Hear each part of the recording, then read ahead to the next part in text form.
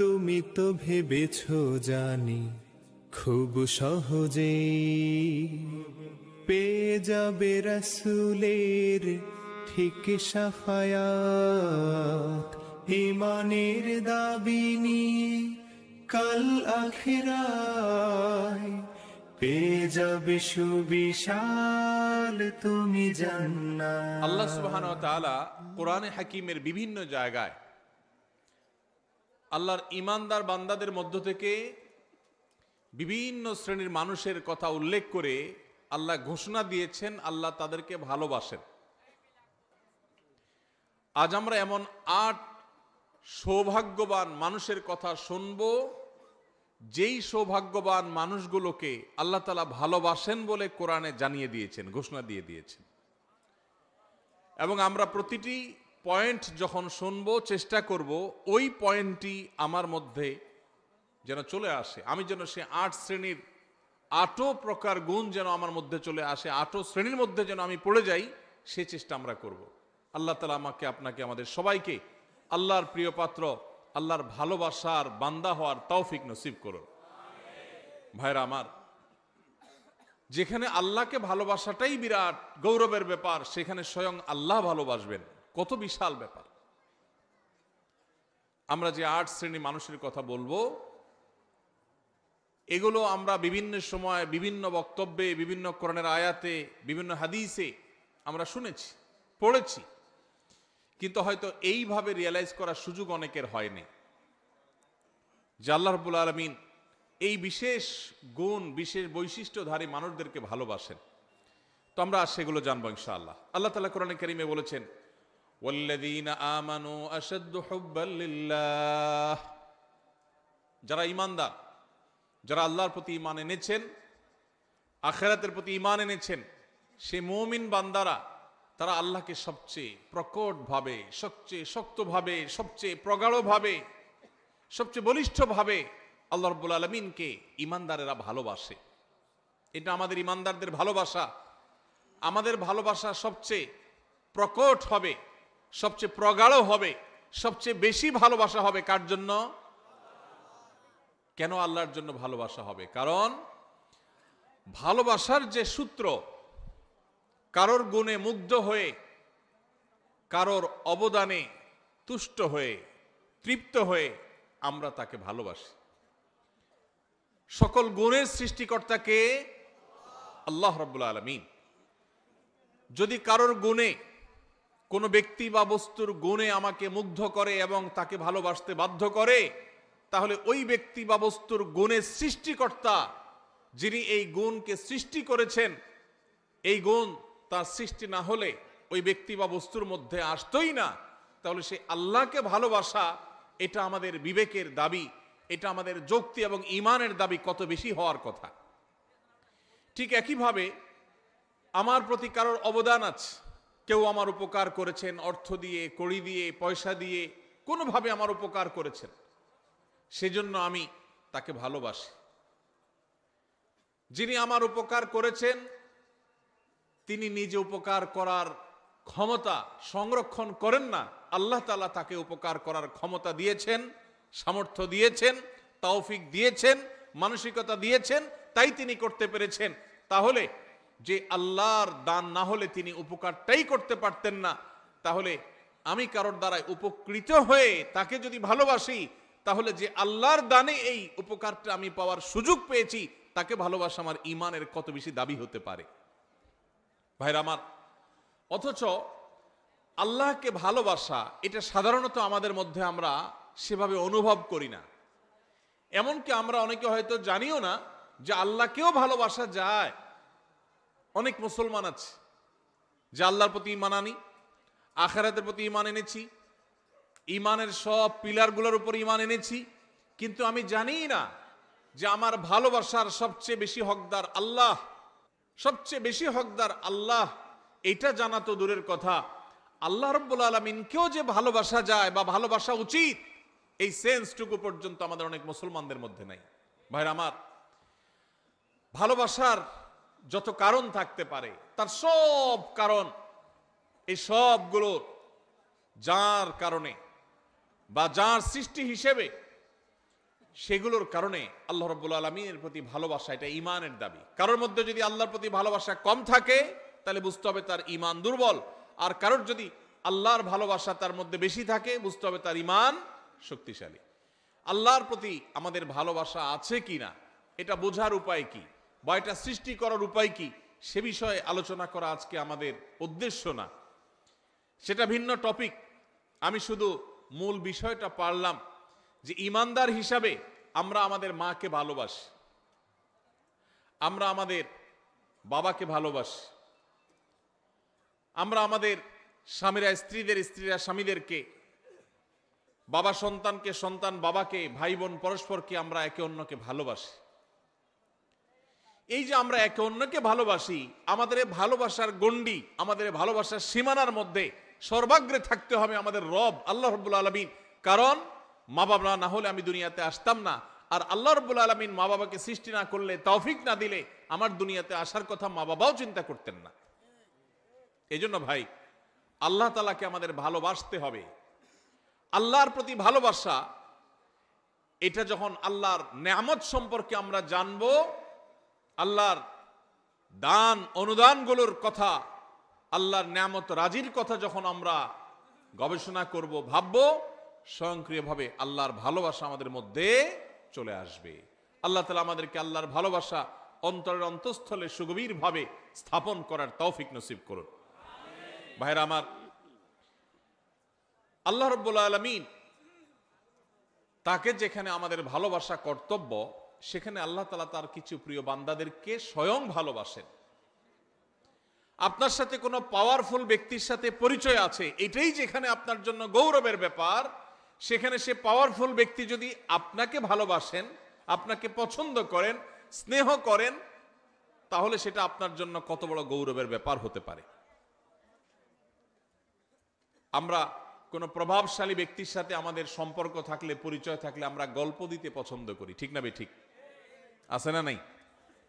অমুক খালাতো ভাই, অমুক তালতো ভাই, অমুক ব্যয়, এসব গল্প দিতে আমাদের ভালো লাগে, কারণ লোকটা অনেক প্রভাবশালী। আর যদি স্বয়ং ওই লোকটাই বলে যে আমি অমুককে ভালোবাসি, আমার খুব পছন্দের, তাকে আমি অনেক লাইক করি, তাহলে এটা কত বড় গৌরবের বিষয় হতে পারে। আল্লাহ রাব্বুল আলামিন কোরআনে হাকিমে এইরকম ভালোবাসার, আল্লাহর পছন্দের মানুষগুলোর কথা বলেছে। আল্লাহর পছন্দের মানুষের তালিকা আসার জন্য সর্বাগ্রে যে বিষয়টি থাকতে হবে তা হলো ঈমান। ঈমান না থাকলে কখনো আল্লাহর প্রিয় পাত্র হওয়ার সুযোগ নাই। ঈমানদারদের মধ্যে যে 8 শ্রেণী মানুষকে আল্লাহ তাআলা ভালোবাসেন বলে কোরআনে জানিয়েছেন, তার মধ্যে থেকে সর্বপ্রথম এবং প্রধান শ্রেণী হলেন ওই মানুষগুলো যারা মুহসিন। যারা কি? মুহসিন।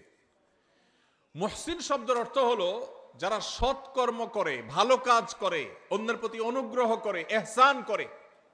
খুঁটে খুঁটে কোথায় ভালো কাজ আছে সে সেখানে চলে যায়, কোন কাজটা ভালো সে সেই কাজটা করে, কারোর প্রতি অনুগ্রহ করার সুযোগ আসলে সে সেই সুযোগ হাতছাড়া করে না। এই লোকটাকে বলে মুহসিন।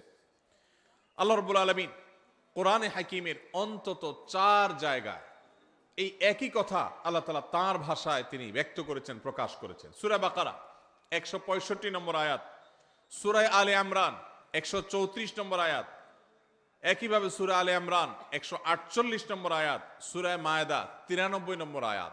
এই 4 জায়গায় আল্লাহ রাব্বুল আলামিন একই কথা বলেছেন। সূরা বাকারা আল্লাহ বলেছেন, ওয়া আহসিনু ইন্নাল্লাহা ইউহিব্বুল মুহসিনিন। ঈমানদারদেরকে আল্লাহ তাআলা নির্দেশ করে বলছেন, তোমরা ভালো কাজ করো, কারণ ভালো কাজ যারা করে, নেকামল যারা করে, সওয়াবের কাজ যারা করে, এই মানুষগুলোকে আল্লাহ তাআলা ভালোবাসেন। সুবহানাল্লাহ। নেকামলকারীদেরকে আল্লাহ তাআলা ভালোবাসেন। ইহসানকারী, যে অন্যের প্রতি অনুগ্রহ করে, মানুষ তো মানুষ, পশু পাখির প্রতিও ইহসান করে, অনুগ্রহ করে, উপকার করে, মানুষের কল্যাণ পৌঁছায়, মানুষের একটা কাজ করে দেয়, পারলে একজনের সহযোগিতা করে দেয়, এই ইহসানকারী মানুষগুলোকে আল্লাহ তাআলা ভালোবাসেন। এই ভালোবাসার কথা আল্লাহ এক জায়গায় না, অন্তত একই কথা 4 জায়গায় আল্লাহ তাআলা রিপিট করেছেন, ওয়াল্লাহু ইউহিব্বুল মুহসিনিন। আল্লাহ রাব্বুল আলামিন ইহসানকারীদেরকে সৎকর্ম সম্পাদনকারীদেরকে, ভালো কাজ খুঁটে খুঁটে যারা করে সেই মানুষদেরকে, আল্লাহ তাআলার বান্দা, এমনকি আল্লাহর যে কোনো সৃষ্টির প্রতি যারা অনুগ্রহ করে, যাদের মনের মধ্যে মায়া আছে, যারা শক্ত হৃদয়ের না, যারা মানুষের প্রতি অবিচার করে না, জুলুম করে না, পারলে অনুগ্রহ করে, মায়া করে, দয়া করে, ভালোবাসে। মানুষ তো মানুষ, আপন তো আপন, এমনকি শত্রুর প্রতিও সে অবিচার করে না, পারলে অনুগ্রহ করে। এই মানুষগুলোকে আল্লাহ তাআলা ভালোবাসেন। ভাইরা আমার, তাহলে আমরা আল্লাহর ভালোবাসার মানুষগুলোর প্রথম শ্রেণীর সাথে পরিচিত ইতোমধ্যে হয়ে গেলাম। তারা হলো যারা খুঁজে খুঁজে সব নেকামল ভালো কাজগুলো করে, বিশেষ করে আল্লাহর সৃষ্টি একটি একটি করে খুঁজে সবার সাথে অনুগ্রহ করে, মায়া করে, দয়া করে, ইহসান করে। আমরা সেই কাতারে শামিল হওয়ার চেষ্টা করব তো ইনশাআল্লাহ। হে আরশে আজিমের মালিক, আপনি আমাদের সবাইকে মুহসিনদের কাতারে, আপনি যাদেরকে ভালোবাসেন বলে কোরআনে ঘোষণা দিয়েছেন, আল্লাহ আমরা যেন সেই মানুষদের কাতারে শামিল হতে পারি, সেই তৌফিক নসিব করেন। আজকের এই মাহফিল থেকে আমরা ভাই নিয়ত করে নেই, যখনই কোনো ভালো কথা শুনবো সবার আগে আমল করব। যখনই কোনো ভালো কথা জানবো সবার আগে সেটা বাস্তবায়ন করব। যখনই কারোর প্রতি উপকার করার, ইহসান করার, কারোর কল্যাণ পৌঁছানোর, কারোর সেবা করার, কারোর একটা সহযোগিতা করার সুযোগ পাবো, সবার আগে সেটা আমি ধরবো, হাতছাড়া করব না, চেষ্টা করবো তো ইনশাআল্লাহ। স্বার্থপরতার এই যুগে, স্বার্থান্ধের এই যুগে প্রত্যেকটা মানুষ নিজের স্বার্থ নিয়ে ভাবে, কারোর উপকারের কথা সাধারণত চিন্তা করে না। এমন স্বার্থান্ধ হয়ে গেছি আমরা আজ, এখন প্রবাদী হয়ে গেছে, আগে বাঁচলে বাপের নাম, নিজে বাঁচলে বাপের নাম। নিকৃষ্টতম একটা প্রবাদ আমাদের বাংলা ভাষায় প্রচলিত, নিকৃষ্টতম প্রবাদ, নিজে বাঁচলে বাপের নাম। এটা সেলফিশদের প্রবাদ, এটা কোনো মুসলমানের প্রবাদ নয়, এটা কোনো ভালো মানুষের প্রবাদ হতে। নিজে বাঁচলে অর্থাৎ আমারটা ঠিক থাকলে 16 আনা, তারপরে এবার বাপের চিন্তা করব, অন্যের চিন্তা করব। এটা কি ভালো মানুষের কথা না স্বার্থপরের কথা? আমরা সেই সাহাবীদের রুহানি সন্তান, আমরা সেই নবীর উম্মত, যেই নবী নিজের চিন্তা পরে করতেন, মানুষের চিন্তা আগে করতেন। আমরা কি নিজের চিন্তা আগে করব না মানুষের চিন্তা আগে করব? যে বলে নিজে আগে বাঁচলে বাপের নাম, নিজে বাঁচলে বাপের নাম, তার এই কথার মধ্য দিয়ে সে মূলত তার স্বার্থপরতার কথার বার্তা দিয়েছে, ইঙ্গিত দিয়েছে। একজন মুসলমান তিনি তার জীবন বিপন্ন করে হলেও, তার জীবন বাজি রেখে হলেও আগে তার বাপকে বাঁচানোর চেষ্টা করবে, ঠিক না ঠিক? আপনার জীবন আপনার বাপের জীবন, দুইটার যে কোনো একটা টিকবে আপনি যদি এটা জানেন। আপনি আপনার মা, দুজনের যে কোনো একজন বাঁচতে পারবেন যদি আপনি জানেন। আপনি যদি নিজেরটা বাঁচানোর চিন্তা করেন, মারটার বাঁচানোর চিন্তা না করেন, আপনি কি সুসন্তান না কুসন্তান? তাহলে বোঝা গেল স্বার্থপর এটা কখনো ভালো মানুষের চরিত্র নয়। একজন ভালো মানুষের চরিত্র হলো তিনি কিভাবে অন্যের উপকার করবেন। আল্লাহ রাব্বুল আলামিন কোরআনে কারিমে এই অন্যের প্রতি অনুগ্রহকারী মানুষদের প্রশংসা করেছেন বিভিন্ন জায়গায়। ওয়ায়ুসিরুনা আলা আনফুসিহিম ওয়ালাউ কানা বিহিম খাসাসা। আল্লাহ রাব্বুল আলামিন সাহাবীদের প্রশংসা করে বলেছেন তারা অন্যকে অগ্রাধিকার দেয়, নিজের উপরে অন্যকে অগ্রাধিকার দেয়। নিজের শত কষ্ট, শত প্রয়োজন থাকা সত্ত্বেও আরেক ভাইয়ের প্রয়োজন থাক, আমি নিলাম না, আমার ভাইকে দিলাম। ভাইরা আমার, নামাজি মুসলমান বহু পাবেন, কম হোক বেশি হোক সব এলাকায় পাবেন। রোজাদার মুসলমানও পাবেন। ওয়াজ মাহফিলে এসে ঘন্টাকে ঘন্টা বসে বসে ওয়াজ শোনার মতো মুসলমানও পাবেন। কিন্তু এই মুহসিন মুসলমান ঘরে ঘরে প্রত্যেকটা জায়গায় জায়গায় আপনি খুঁজে পাবেন না। এই জন্য আজকের এই মাহফিল থেকে আমরা মুহসিন মুসলমান হওয়ার প্রতিজ্ঞা করে, নিয়ত করে তারপর যাব ইনশাআল্লাহ। আল্লাহ আপনি আপনার বান্দা আমাদেরকে আপনার মুহসিন বান্দাদের কাতারে শামিল হওয়ার, গণ্য হওয়ার, তাদের অন্তর্ভুক্ত হওয়ার তৌফিক আপনি নসিব করেন। ভাইরা আমার, নিজের চিন্তা যারা শুধু করে, যারা স্বার্থপর হয়, তারা সুখী হয়, আর যারা অন্যের চিন্তা বেশি করে নিজের চাইতে, এরা ডাবল সুখী হয়। কিভাবে ডাবল সুখী? আপনি শুধু নিজের চিন্তা করলে আপনি সুখী হবেন, ঠিক আছে। আপনি যদি নিজের চিন্তা বাদ দিয়ে বা নিজের চিন্তাকে অগ্রাধিকার না দিয়ে আরেকজনকে আপনি অগ্রসর করে দেন, আরেকজনের চিন্তা করেন যে আমি একটু কষ্ট করি, আরেকজনকে সুযোগ দিই, এইটা যদি আপনি চিন্তা করেন, মানুষের মুখে হাসি ফুটানোর যে আনন্দ, মানুষের উপকার করার যে আনন্দ, এই আনন্দ নিজে ভোগ করার মধ্যে কখনো নিহিত নেই। আমাদের এই প্রিয় স্বদেশ, এই প্রিয় বাংলাদেশকে যদি আমাদের গড়ে তুলতে হয় সত্যিকারের স্বপ্নের বাংলাদেশ হিসাবে, তাহলে আমাদের প্রত্যেককে এই মহসিনদের কাতারে সামিল হতে হবে। স্বার্থপর মানুষ দিয়ে একটা সুন্দর দেশ কখনো গড়া যেতে পারে? আল্লাহ তাআলা আমাদের সবাইকে আমাদের নিজের স্বার্থের চাইতে আমাদের অন্য যে কোনো ভাই, যে কোনো মানুষ, যে কোনো মুসলমান, আল্লাহ যে কোনো সৃষ্টিকে অগ্রাধিকার দেওয়ার, অন্যের প্রতি অনুগ্রহ করার, খুঁটে খুঁটে খুঁজে খুঁজে মানুষ উপকার করার তৌফিক আল্লাহ তাআলা আমাদের সবাইকে দান করুন। ভাইরা আমার, ইহসান এর সংজ্ঞা বা এর পরিচয় শুরুতেই বলেছিলাম যে ইহসান হলো আপনি মানুষ উপকার করলেন, ইহসান হলো যে কোনো নেকামল করলেন, নামাজ পড়লেন, এটা ইহসান, রোজা রাখলেন, এটা ইহসান। আর ইহসানের সর্বোচ্চ স্তর কি? নবী করিম সাল্লাল্লাহু আলাইহি সাল্লাম হাদিসে জিবরিল, ঐতিহাসিক হাদিস, যে হাদিসে জিবরিল আলাইহিস সালামের মাধ্যমে আমাদেরকে দ্বীন শেখানো হয়েছে, সেই হাদিসে নবী করিম সাল্লাল্লাহু আলাইহি ওয়াসাল্লাম শিক্ষা দিয়েছেন কি? ইহসান হলো আনতা আবুদাল্লাহা কাআন্নাকা তারাহু ফাইন লাম তাকুন তারাহু ফাইন্নাহু ইয়ারাক। আপনি যখন ইবাদত করবেন, নামাজ পড়বেন, আপনার স্মরণ আসবে যে আমি নামাজে দাঁড়িয়েছি, আমি আল্লাহকে দেখছি, আল্লাহকে দেখছি, এই কথা মনে করে নামাজে দাঁড়াবেন। আর যদি এই কথা মনে করতে না পারেন, এতদূর শক্তিশালী ইমানদার না হন, তো কমপক্ষে এইটা ভাববেন যে আল্লাহ তাআলার অবজারভেশনে আমি আছি, আল্লাহ আমার দিকে তাকিয়ে আছে।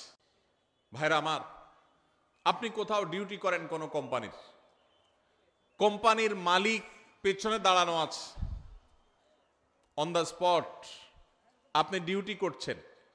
আপনি যদি জানতে পারেন, আঁচ করেন, অনুভব করেন যে মালিক সাহেব পেছনে দাঁড়ানো আছে বা মনিটর করছেন আপনাকে, তাহলে আপনার কাজের সিরিয়াসনেস একটু হলেও বেশি হবে কি হবে না? আপনি একটু নড়ে চড়ে বসবেন কি বসবেন না? ভাইরা আমার, ঠিক একইভাবে আমরা যখন ইবাদত বন্দেগী করব, যে কোনো ভালো কাজ করব, আমরা চিন্তা করব আমাদেরকে কে দেখছেন? আল্লাহ দেখছেন। আল্লাহ রাব্বুল আলামিন সবকিছু দেখেন, কোনো কিছুই তার কাছে গোপনীয় থাকে না। বিধায় ওই মানসিকতা নিয়ে যদি ইবাদত করতে পারেন, এটা হলো ইহসানের সর্বোচ্চ স্তর, সর্বোচ্চ লেয়ার। আপনি মুহসিনদের মধ্যে সবচেয়ে আপার ক্লাসের মুহসিন হতে পারবেন যদি আপনার সমস্ত ইবাদত করার সময় আল্লাহর কথা স্মরণ হয়। আপনি যখন নামাজে দাঁড়িয়ে সূরা পড়ছেন, আপনার মনে হচ্ছে আল্লাহ আমাকে দেখছেন। এই যে ওয়াজ মাহফিলে বসে আপনি কোরআন এবং হাদিসের কথা শুনছেন, একটি ভালো কাজে এসেছেন, এখনো আপনার মনে হবে যে আমার আল্লাহ দেখছেন যে বান্দা আমার কোরআন হাদিসের কথা শুনছেন। অতএব আমার মনের মধ্যে যেন বাজে চিন্তা না আসে, আমার নিয়তের মধ্যে যেন ভেজাল না ঢুকে, আমি যেন ভুল কিছু না করি। আল্লাহ তাআলা আমাদের সবাইকে এইভাবে আমাদের সমস্ত আমলগুলোকে ইহসানের সর্বোচ্চ স্তর দিয়ে সাজিয়ে মুহসিনদের সবচেয়ে আপার ক্লাসে পৌঁছার তৌফিক নসিব করুন। তাহলে প্রথম প্রকার মানুষ পেয়ে গেলাম যাদেরকে আল্লাহ রাব্বুল আলামিন ভালোবাসেন, তারা হলেন মুহসিন। আল্লাহ রাব্বুল আলামিনের নির্দেশ পালন করতে গিয়ে সকল ভালো কাজে তাদেরকে পাবেন। সব সমাজে এরকম কিছু মানুষ কম হোক বেশি হোক পাবেন, যে খুঁজে খুঁজে দেখবেন যে সব ভালো কাজ করে। মসজিদে সবার আগে, বন্যা হয়েছে ত্রাণ নিয়ে সবার আগে, কেউ বিপদে পড়ছে সবার আগে, রমজানের রোজা সবার আগে, তারাবিতে সবার আগে, যে কোনো ভালো কাজে সবার আগে পাবেন। এরকম মুহসিন মানুষদের মধ্যে আমরা শামিল হতে চাইবো। আল্লাহ আমাদের সবাইকে তৌফিক নসিব করুন। নাম্বার 2, দ্বিতীয় যে শ্রেণীর মানুষকে আল্লাহ তাআলা ভালোবাসেন বলে ঘোষণা দিয়েছেন কোরআনে, এক জায়গায় নয়, একাধিক জায়গায়, অন্তত 3 জায়গায় আল্লাহ তাআলা একই কথার ঘোষণা দিয়েছেন। সেই মানুষগুলো হলেন মুত্তাকিরা। কারা? মুত্তাকিগণ। মুত্তাকিদেরকে আল্লাহ রাব্বুল আলামিন ভালোবাসেন বলে আল্লাহ তাআলা জানিয়ে দিয়েছেন। তাহলে আমরা মুহসিন হওয়ার চেষ্টা করব, আবার একাধারে মুত্তাকি হওয়ার চেষ্টা করব ইনশাআল্লাহ। মুহসিনের পরিচয় তো আমরা জানলাম, মুত্তাকি কাকে বলে ভাই? মুত্তাকি বলা হয় ওই ব্যক্তিকে, যেই ব্যক্তি আল্লাহর ভয়ের চেতনা, আল্লাহর সামনে তাকে দাঁড়াতে হবে, দুনিয়ার এই জীবন এক সময় শেষ হবে, এই সংসার এক সময় ভাঙবে এবং তাকে আল্লাহর সামনে যেতে হবে, দাঁড়াতে হবে, ওই কথা চিন্তা করে আল্লাহর সব আদেশগুলো মেনে চলে, নিষেধগুলো থেকে বেঁচে থাকে। কেন? একটা সুপ্ত চেতনার ভিত্তিতে। সেই চেতনার নাম হলো তাকওয়ার চেতনা, আল্লাহ ভীতির চেতনা। এই চেতনা তাকে পরিচালিত করে। সে একটা মন্দ কাজ করার সুযোগ পায়, কিন্তু সে করে না। কেন? তার অন্তরে সুপ্ত সেই তাকওয়ার চেতনা তাকে বাধা দেয় যে আল্লাহ না দেখছেন, আল্লাহ না নিষেধ করেছেন, এই কাজ করলে না আল্লাহ জাহান্নামে শাস্তি দিবেন, এই ভয়ে সে কাজ করে না। এর নাম তাকওয়া। যেই চেতনা, যেই শক্তি, যেই সুপ্ত ঈমানের নূর মানুষকে ফজরের সময় কনকনে শীতের দিনে মসজিদে নিয়ে যায়, যেই সুপ্ত চেতনা সুদ এবং ঘুষের কারবার, দুর্নীতি, অপশাসন করার ক্ষমতা থাকা সত্ত্বেও আল্লাহর ভয়ে আল্লাহর সামনে দাঁড়াতে হবে, সেই ভয়ে সেই কথা চিন্তা করে সেই অন্যায় কাজ থেকে বিরত রাখে, ওই চেতনার নাম হলো তাকওয়া। আর ওই চেতনা যার বক্ষে আছে, যার অন্তরে আছে, তার নাম হলো মুত্তাকি। তার নাম হলো কি ভাই? মুত্তাকি। নবী করিম সাল্লাল্লাহু আলাইহি সাল্লামের একজন আদরের সাহাবী অত্যন্ত চমৎকার ভাবে তাকওয়া এবং মুত্তাকির পরিচয় দিয়েছেন। সেটা হলো, একজন মানুষ একটা জায়গায় আছেন, তিনি আরেকটা জায়গায় যাবেন। এই জায়গায় যেতে গিয়ে মাঝখানে একটা জায়গা পড়বে, এখানে সব কাঁটাওয়ালা গাছ, যে গাছের কাঁটা নিচে পড়ে পড়ে পড়ে ভরে গেছে। এই লোকটা যখন এই জায়গাটা পার হবে, ওই কাঁটাওয়ালা জায়গাটা পার হওয়ার সময়, যেহেতু কণ্টকাকীর্ণ জায়গা, চতুর্পাশে কাঁটা আর কাঁটা, তখন এই লোকটা পার হওয়ার সময় খুব সতর্কতার সাথে পার হবে। পা ফেলার সময় যেখানে কাঁটা নাই দেখে ওখানে পা দিবে, আবার কোথায় কাঁটা নাই ওখানে আরেক কদম দিবে, এভাবে সে আগাবে। এত কিছুর পরও যদি কখনো তার পায়ে কাঁটা লেগে যায়, দ্রুততার সাথে সেটা বের করে সামনে আরো বেশি সতর্ক হয়ে সে হাঁটবে। ঠিক একইভাবে দুনিয়াতে আমরা এসেছি, আল্লাহ তাআলা আমাদেরকে এখান থেকে পার করে এই জীবনকে আল্লাহর কাছে নিয়ে যাবেন, আখিরাতে আমরা যাব। এখানে বহু কাঁটা বিছানো আছে ভাই, হারামের কাঁটা, অশ্লীলতার কাঁটা, অন্যায়ের কাঁটা, দুর্নীতির কাঁটা, চুরির কাঁটা, ডাকাতির কাঁটা, মিথ্যা কথা বলার কাঁটা, হাজারো হারাম কাঁটা এখানে বিছানো আছে। ঈমানদার এই কাঁটাগুলো থেকে বাছাই করে করে তিনি পা ফেলবেন। যেখানে মিথ্যা নাই সেখানে আছেন, যেখানে চুরি নাই সেখানে আছেন, যেখানে ডাকাতি নাই সেখানে আছেন, এভাবে করে করে তিনি জীবন পার করবেন। এরপরেও যদি কখনো তার গুনাহ হয়ে যায়, কাঁটা পড়ে যায়, তখন সে কাঁটা ফেলে তওবা করে আবার নতুন করে আরো বেশি সংকল্প করে শক্তিশালী তওবা করে সে সামনে হাঁটবে। এই যে চেতনা, এই যে গুনাহ থেকে বাঁচার চেষ্টা, এটার নাম হলো তাকওয়া। আর এই যে চেষ্টা যারা করে তাদের নাম কি? মুত্তাকি। আল্লাহ রাব্বুল আলামিন কোরআনে কারীমের সূরা তওবার 7 নম্বর আয়াতে তিনি ঘোষণা দিয়েছেন, ইন্নাল্লাহা ইউহিব্বুল মুত্তাকিন। আল্লাহ রাব্বুল আলামিন মুত্তাকিদেরকে ভালোবাসেন, মুত্তাকিদেরকে আল্লাহ তাআলা পছন্দ করেন, যারা হারাম থেকে বাঁচার জন্য এইরকম চেষ্টা করে। ঠিক একইভাবে আল্লাহ তাআলা সূরা আলে ইমরানের 76 নম্বর আয়াতে একই কথা বলেছেন, ফাইন্নাল্লাহা ইউহিব্বুল মুত্তাকিন। আল্লাহ রাব্বুল আলামিন মুত্তাকিদেরকে ভালোবাসেন। ভাইরা আমার, এই একই নির্দেশ আল্লাহ রাব্বুল আলামিন একই কথা একাধিক জায়গায় বলেছেন যে তিনি মুত্তাকিদেরকে ভালোবাসেন। তাহলে আমাদের সমাজে আপনি ডানে বামে খোঁজ করলে দেখবেন কিছু লোক আছে আপনার মসজিদে নামাজ পড়ে, আপনার এলাকায় বসবাস করে, হারামের ধারে কাছে নাই, হারাম দেখলে সে সেখান থেকে চলে যায়, আছে না নাই? যারা যুবক আছেন, কিছু কিছু বন্ধু বান্ধব আছে, দেখবেন যে বন্ধুরা সবাই মিলে কোনো অপকর্ম করবে, সেখানে হয়তো দুই একজন বন্ধু বলে, না দোস্ত আমি এখানে যাব না, আমি এই কাজ করব না, সে সেখানে যাইতে চায় না, আছে না নাই? এটাকে বলা হয় মুত্তাকি। যাদের সুপ্ত চেতনা তাদেরকে আল্লাহর ভয়ে অন্যায় থেকে বিরত রাখে, তার সুযোগ আছে, শক্তি আছে, সামর্থ্য আছে, পার্থিব কোনো কারণে নয়, শুধু আল্লাহ ভীতির চেতনার কারণে সে হারাম থেকে বেঁচে থাকার জন্য সংগ্রাম করে, এই লোকটাকে বলা হয় মুত্তাকি। এই লোকটাকে কোনো সিসি ক্যামেরা দ্বারা মনিটরিং করতে হয় না, তার বক্ষে অবস্থিত তাকওয়ার চেতনাই তাকে মনিটর করে, তাকে পাহারাদারি করে। আল্লাহ রাব্বুল আলামিন আমাদের সবাইকে মুত্তাকিদের কাতারে শামিল হওয়ার তৌফিক নসিব করুন। সবাই মুত্তাকি হওয়ার জন্য চেষ্টা করব তো ইনশাআল্লাহ। ভাইরা আমার, কোরআনে কারীমে আল্লাহ রাব্বুল আলামিন একাধিক জায়গায় বলেছেন ওয়াল আকিবাতু লিত্তাকওয়া। ভাইরে, দুনিয়াতে যার নোট আছে তার পাওয়ার আছে, তার লোক আছে।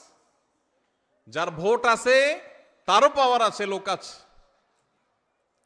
দুনিয়াতে বহু পাওয়ার নিয়ে মানুষ চলে, গাড়ি বাড়ি আছে।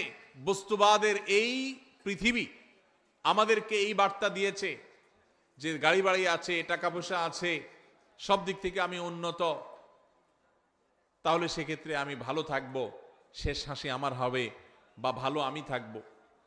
আল্লাহ কোরআনে বলেছেন ওয়াল আকিবাতু লিত্তাকওয়া। সাময়িকভাবে ভালো কেউ টাকা পয়সা থাকার কারণে থাকতে পারে, কেউ পাওয়ার কারণে থাকতে পারে, কেউ পদের কারণে থাকতে পারে, কেউ নাম যশ খ্যাতির কারণে সামান্য সীমিত সময়ে ভালো থাকতে পারে।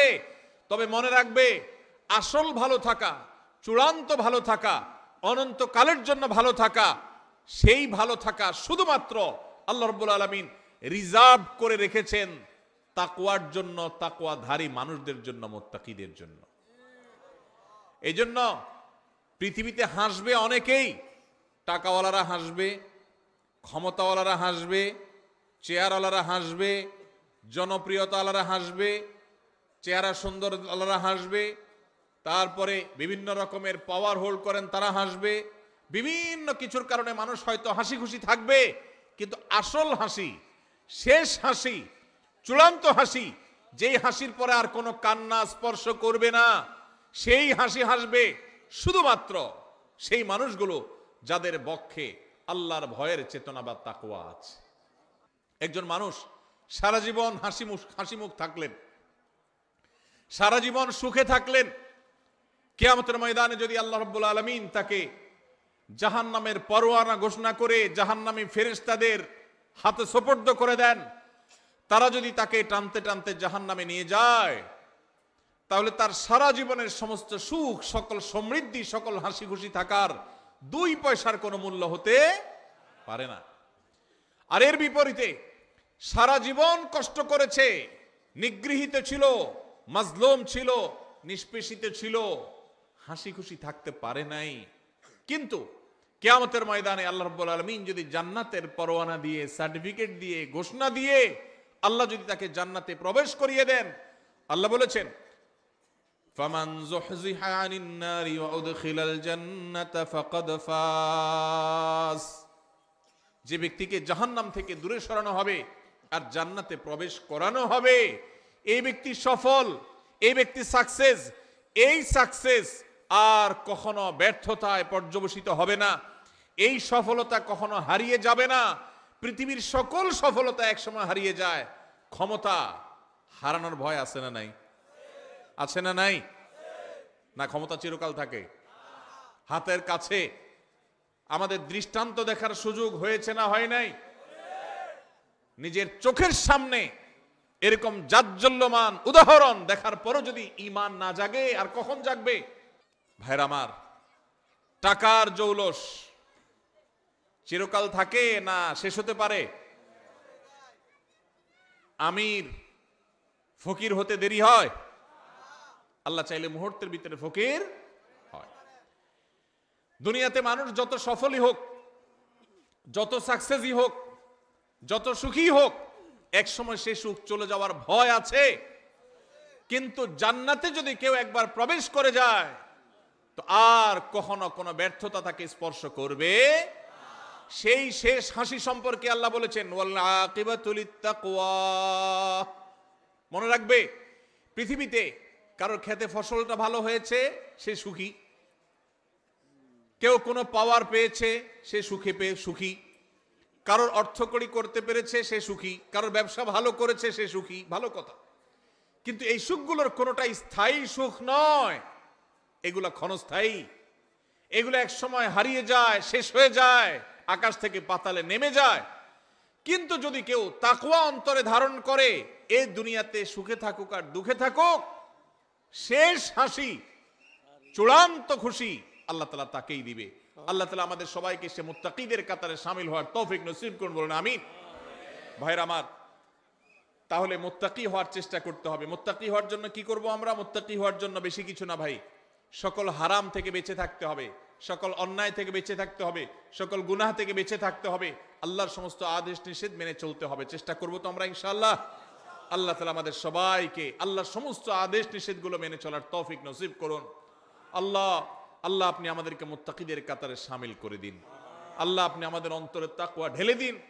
আল্লাহ তাকওয়া আমাদের অন্তরে স্থির করে দিন। আমাদেরকে যেন আপনার তাকওয়ার শক্তি যেন পরিচালিত করে, তাকওয়ার প্রভাবে যেন আমরা প্রভাবিত হই, আমরা যেন মুত্তাকিদের ইমাম হতে পারি। আল্লাহর কাছে দোয়া করব তো ইনশাআল্লাহ। তাহলে দ্বিতীয় শ্রেণীর মানুষ পাইলাম। আপনার সমাজে আপনার আশেপাশে যদি দেখেন এমন মানুষ, আল্লাহর ভয়ে তারা হারামের কাছে যায় না, আল্লাহর ভয়ে তারা হালাল ছাড়ে না, ফরজ কাম ছাড়ে না, ওয়াজিব কাম ছাড়ে না, এইরকম মানুষ যদি খুঁজে পান তাহলে বুঝে নিবেন এই লোকটা সেই মানুষ যাকে আল্লাহ ভালোবাসেন, এবং আপনিও চেষ্টা করবেন সেই কাতারে যাওয়ার। আল্লাহ আমাকে তৌফিক দান করুক। আমি আপনাদের কাছে দোয়া চাই, আল্লাহ যেন শুধু নামকা ওয়াস্তে মুসলমান না রাখেন। আমরা সবাই নিজেকে মুসলমান দাবি করি, সোকল বা নামকা ওয়াস্তে মুসলমান হয়তো আমরা সবাই আছি কম বেশি, কিন্তু মুত্তাকি মুসলমান খুব বেশি নাই ভাই। হারামও করে আবার মুসলমান, এই লোক মুত্তাকি না। মুত্তাকি সে যে আল্লাহ নিষেধ করেছেন এটা জানার পর সকল লোভ থাকা সত্ত্বেও, সকল আকর্ষণ থাকা সত্ত্বেও সে সেখান থেকে নিজেকে বিরত রাখে। কোন যুবক কোন মেয়ের সাথে হারাম রিলেশন, হারাম সম্পর্ক এটা সে করে না আল্লাহর ভয়ে, এর নাম তাকওয়া। মাদকের ব্যবসা করে লাল হওয়ার সুযোগ আছে কিন্তু করে না আল্লাহর ভয়ে, এর নাম তাকওয়া। ফজরের সময় আরামের ঘুম ঘুমানো যায়, কিন্তু আরামের ঘুম ছেড়ে কনকনে শীতের মধ্যে ওযু করে ঠান্ডা পানি দিয়ে নামাজ পড়তে যায়, এর নাম তাকওয়া। আল্লাহ আমাদের সবাইকে সেই তাকওয়া আমাদের অন্তরে ধারণ করার তৌফিক নসিব করুন। তাহলে আল্লাহ যাদেরকে ভালোবাসেন তাদের মধ্যে দ্বিতীয় প্রকার হলেন মুত্তাকিরা। নাম্বার 3, তৃতীয় প্রকার মানুষ যাদেরকে আল্লাহ ভালোবাসেন তারা হলেন সেই মানুষেরা যাদের মধ্যে ন্যায় বিচার আছে, যারা ইনসাফ করে, যারা মানুষের প্রতি অবিচার করে না, যারা ন্যায়নিষ্ঠ আচরণ করে, অন্যায় অবিচার করে না। কোরআনে কারিমে যে 2-3টি নির্দেশ সবচেয়ে বেশি সংখ্যক বার আল্লাহ তাআলা দিয়েছেন, বারবার দিয়েছেন, বিভিন্ন জায়গায় দিয়েছেন, সেই কয়েকটা নির্দেশের মধ্য থেকে একটা হলো এই নির্দেশটা যেন একজন মানুষ তিনি যেন ইনসাফ করে চলেন, তার জীবনে যেন ন্যায় বিচার থাকে, তার মধ্যে যেন জুলুমের মানসিকতা না থাকে, অবিচার করার মানসিকতা যেন না থাকে। আপনারা হয়তো অনেকে বলবেন এটা আবার আমাদের সাথে খুব বেশি প্রাসঙ্গিক কিভাবে? যারা জাজ, যারা বিচারপতি, তারা তাদের ওই চেয়ারে বসে তারা ন্যায় বিচার করবেন কি করবেন না, বা যারা যখন শাসনভার যাদের দায়িত্বে থাকে, কাঁধে থাকে, ক্ষমতায় থাকে, তারা ন্যায় বিচার করবেন কি করবেন না এই প্রশ্ন আসতে পারে। আমরা সাধারণ মানুষ, আমাদের ন্যায় বিচার প্রশ্ন কোত্থেকে? অনেকে হয়তো এটা মনে করবেন। ভাইরা আমার, আমাদের প্রত্যেকটা মানুষের জীবনে ন্যায় বিচার করার প্রসঙ্গ আসে কিভাবে? আপনি যদি আপনার জীবনে কখনো একটা নির্দোষ মানুষকে দোষী বলেন, লোকটার আসলে কোনো দোষ নাই, কেউ একজন ফেসবুকে তার নামে একটা বদনাম উঠায় দিছে, আপনিও সেটা শেয়ার করে তার বদনামি করছেন, তাহলে এটা কি তার প্রতি সুবিচার হলো না অবিচার হলো? এই অবিচারটা আমাদের দ্বারা হয় কি হয় না? হয়। ঠিক একইভাবে আমাদের আশেপাশে অসংখ্যবার সকাল থেকে রাত পর্যন্ত আমরা দেখা যায় আমরা অবিচার করি, আমরা টেরও পাই না। আল্লাহ রাব্বুল আলামিন আমাদেরকে বারবার করে বলেছেন ঈমানদার কখনো অবিচারকারী হতে পারে না, ঈমানদার কখনো ন্যায় ভ্রষ্ট কাজ করতে পারে না, ঈমানদারকে ন্যায়সঙ্গত আচরণ করতে হয়, কখনো ন্যায় থেকে সে সরতে পারে না। আপনি দোকানদার মানুষ, আপনি মুদি দোকানদারি করেন, কাস্টমারকে দেশি মসুর ডাল দেওয়ার কথা বলে সাথে ইন্ডিয়ান মশারি মিশিয়ে দিলেন, এটা কি তার প্রতি সুবিচার করলেন না অবিচার করলেন? দাম নিলেন দেশি মশারির, দিলেন ইন্ডিয়ানটা মিশায়া। মশারি ইন্ডিয়ানটার দাম বেশি না দেশিটার দাম বেশি? যেটার দাম বেশি ওইটার টাকা নিলেন, আর কম দামাটার সাথে মিশিয়ে দিলেন, ন্যায় বিচার হলো না অবিচার হলো? তার যা হক সেটা দেয়া হয়েছে না নষ্ট করা হয়েছে? ভাইরা আমার, আপনি কাস্টমার, দোকানদার না। টাকা একটা ছিঁড়ে গেছে, টাকা ছিঁড়লে টাকার মান কমে না। বাংলাদেশ ব্যাংকের নিয়ম অনুযায়ী, দেশের প্রচলিত আইন অনুযায়ী কোনো টাকা ছিঁড়লে ওইটার মান কমে যায় না। কিন্তু যেভাবেই হোক আমাদের সমাজে কারোর কাছে ছেঁড়া টাকা থাকলে সে ওই টাকা চালাইতে খবর আছে, কারণ কেউ ছেঁড়া টাকা নিতে চায় না। এই জন্য আপনার কাছে কোনোভাবে একটা ছেঁড়া টাকা চলে আসছে, আপনি ছেঁড়া অংশকে লুকায়া দোকানদারকে এমন ভাবে দিয়ে দিচ্ছেন ব্যস্ততার মধ্যে বেটা ক্যাশে রেখে দিস। সুবিচার হলো নাকি অবিচার হলো? দোকানদার আপনাকে জিনিসটা দিছে ভালো, আপনি টাকাটা দিছেন এমন টাকা যে টাকা নিয়ে তার ভেজালে পড়া লাগবে, তাহলে কি সুবিচার হয়েছে না অবিচার হয়েছে? একজন মানুষ, তিনি এখানে নাই, তিনি এখন বাজারে গেছেন, আরেকজনের সাথে বসে তার ব্যাপারে আপনি বদনামি করলেন, তার প্রতি সুবিচার হলো না অবিচার হলো? এগুলা দূরবর্তী অবিচার। আমরা যদি একেবারে প্রাসঙ্গিক, একেবারে সবচেয়ে নিকটবর্তী যে সুবিচার অবিচারের বিষয়টা সেটাও দেখি, তো আমরা দেখব যে আমরা ওই যে আমি শুরুতে যে প্রবাদের কাছে কথা বলছিলাম, আমরা নিজের বেলায় 16 আনা, অন্যের বেলায় 1 আনাও, এটা কি সুবিচার না অবিচার? এই সমাজে বেশিরভাগ মানুষ দেখবেন এত বেশি স্বার্থপর যে নিজেরটা 16 আনা বুঝে, আরেকজনেরটা 1 আনাও বুঝে না। এই লোকটা ভিতরে সুবিচার আছে না অবিচার আছে? আল্লাহ রাব্বুল আলামিন অবিচারকারী মানুষদের ভালোবাসেন না, আল্লাহ ভালোবাসেন সুবিচারকারী মানুষদের।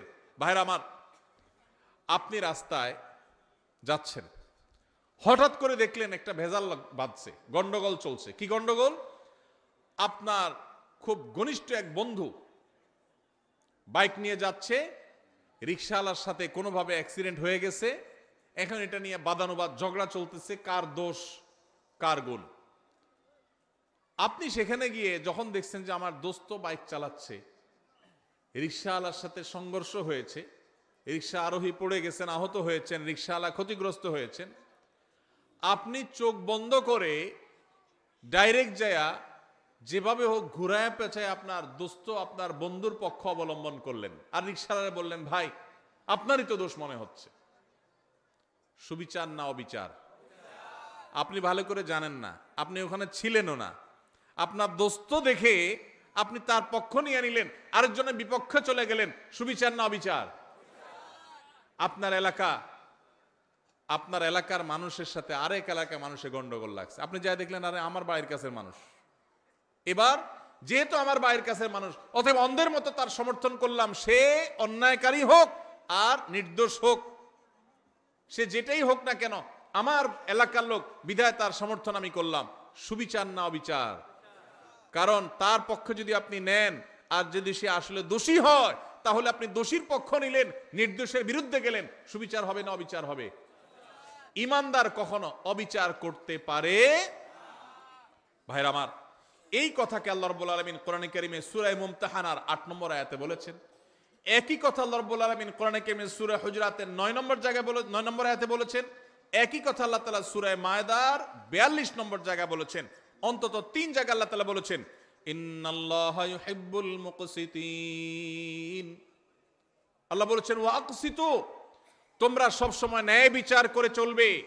খবরদার, ন্যায় বিচার করে চলবে, কারণ আল্লাহ তাআলা ন্যায় বিচারকারীদেরকে, ন্যায়নিষ্ঠ আচরণকারীদেরকে, ইনসাফকারীদেরকে ভালোবাসেন। জালিম, অত্যাচারী, অবিচারকারী এরকম মানুষকে আল্লাহ পছন্দ করেন না, ভালোবাসেন না। আল্লাহ ভালোবাসেন তাদেরকে যারা ন্যায় বিচার করে। অনেক লোক নামাজ পড়ে, ন্যায় বিচার নাই, আছে না নেই? অনেক লোক লম্বা দাঁড়িয়ে আছে কিন্তু ন্যায় বিচার নাই, আছে না নেই? এক ছেলে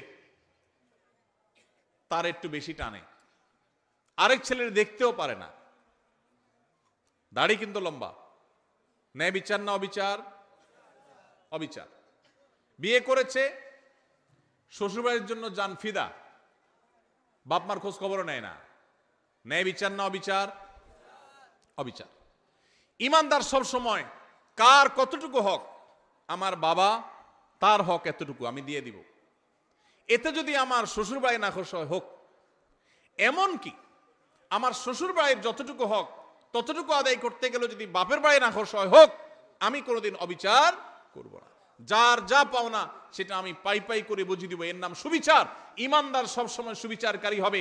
আজকের এই সমাজে দাড়িওয়ালা মানুষ কম বেশি আছে, টুপিওয়ালা মানুষ কম বেশি পাওয়া যায়, নামাজি মানুষ রোজাদার মানুষ কম বেশি পাওয়া যায়, ওয়াজ মাহফিল শোনা মানুষের সংখ্যাও কম নয়, কিন্তু সুবিচারকারী মানুষের সংখ্যা এদেশে হাতে গোনা হয়ে গেছে, নগণ্য হয়ে গেছে, হারিয়ে গেছে।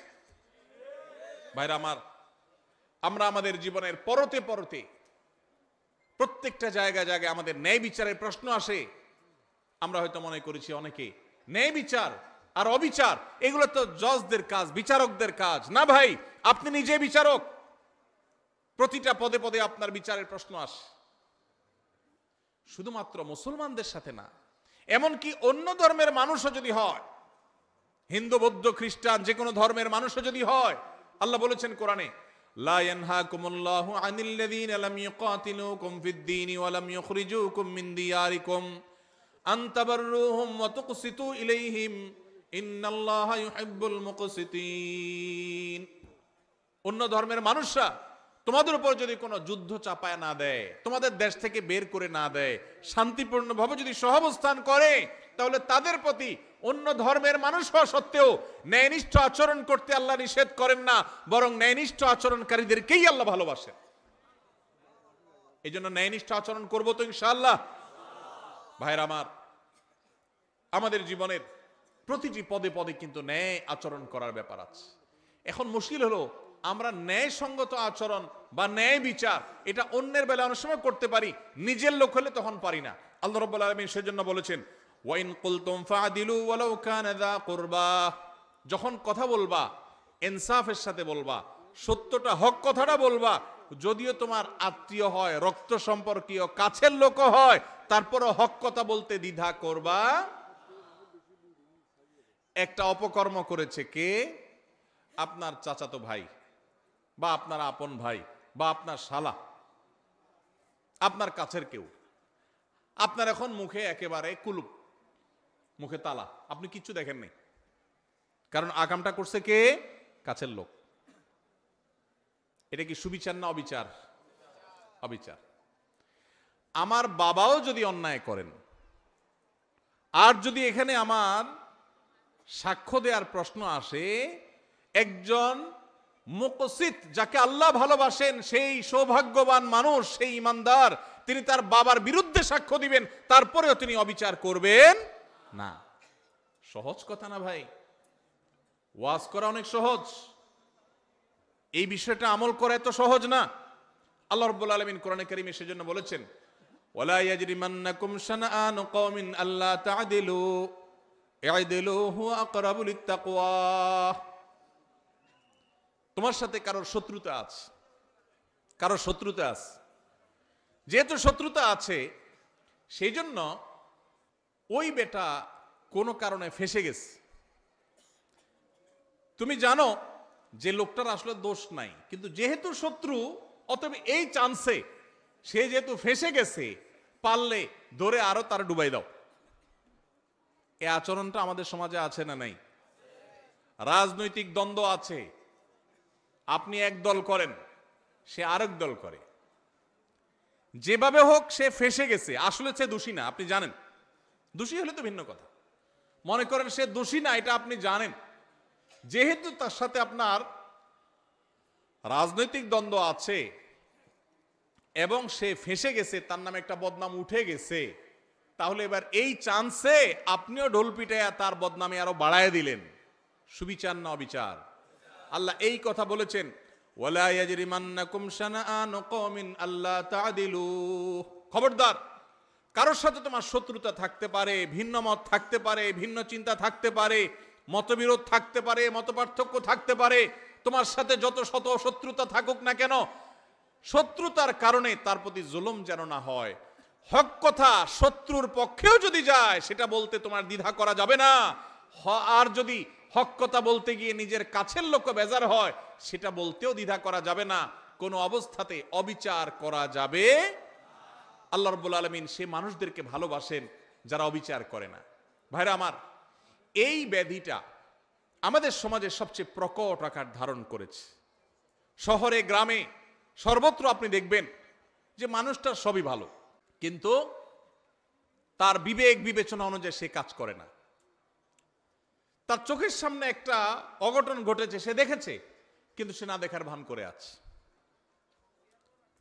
শুধুমাত্র পক্ষের লোক যদি হয় তো উল্টাপাল্টা হইলে ওইটাকে লেপসেপ দিয়ে ওইটাকে জোড়াতালে দিয়ে ভালো করার চেষ্টা, আর যদি বিরুদ্ধের লোক হয় তাহলে ভালো জিনিসটাকেও খোঁচায় খোঁচায় খারাপ করার চেষ্টা। আছে না নাই? এগুলো করে আপনি রাজনীতি করতে পারেন, এগুলো করে আপনি ব্যক্তি স্বার্থ উদ্ধার করতে পারেন। মনে রাখবেন, কিয়ামতের ময়দানে আল্লাহর আযাবকে আপনি এড়াতে পারবেন। এই জন্য যদি মুসলমান হতে হয়, যদি মুকসিত হতে হয়, যদি আল্লাহর প্রিয় বান্দা হতে হয়, তাহলে অবিচার ছাড়তে হবে, ন্যায় বিচার আনতে হবে নিজের জীবনে, নিজের চিন্তায়, নিজের আচরণে, নিজের কথায়, নিজের কাজে। আমার কথা দিয়ে কারোর প্রতি যেন অবিচার না হয়। চেষ্টা করবো তো ইনশাআল্লাহ, আমাদের মুখ দিয়ে, আমাদের জবান দিয়ে কারোর প্রতি কোনো অবিচার যেন না হয়, কোনো অবস্থাতেই না। আল্লাহ আমাকে, আপনাকে, আমাদের সবাইকে এই আমলটি করার মধ্য দিয়েও আল্লাহর প্রিয় বান্দা যাদেরকে স্বয়ং আল্লাহ ভালোবাসেন। যত সহজে বলে ফেলছি, বিষয়টা তো সহজ না।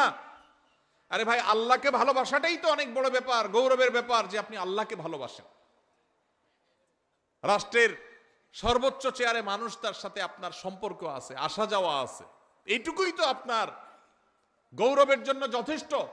আর সেখানে সেই লোক নিজে আপনাকে ভালোবাসেন, এটা যদি তিনি জানায় দেন যে আমি কক্সবাজার জেলার উখিয়ার অমুক গ্রামের অমুককে আমি ভালোবাসি, পছন্দ করি, সে আমার বন্ধু, বেস্ট ফ্রেন্ড, এটা যদি রাষ্ট্রের সর্বোচ্চ ব্যক্তি বলে, পাবলিকলি ডিক্লেয়ার করে, আপনার গর্বের কোনো শেষ থাকবে? সেখানে স্বয়ং আল্লাহ রাব্বুল আলামিন, কোন রাষ্ট্রের প্রধান না, এই সকল সৃষ্টি জগতের মহান সৃষ্টিকর্তা যিনি, তিনি নিজে ঘোষণা দিয়েছেন যাদের মধ্যে ইনসাফ আছে, যাদের মধ্যে ন্যায় বিচার আছে, যারা অন্যায় করে না, জুলুম করে না, নিজের প্রতিও না, শত্রুর প্রতিও না, অমুসলমানের প্রতিও না, কারোর প্রতি না, ন্যায় এবং ইনসাফের ক্ষেত্রে তারা এক চুলে দিক সেদিক হয় না।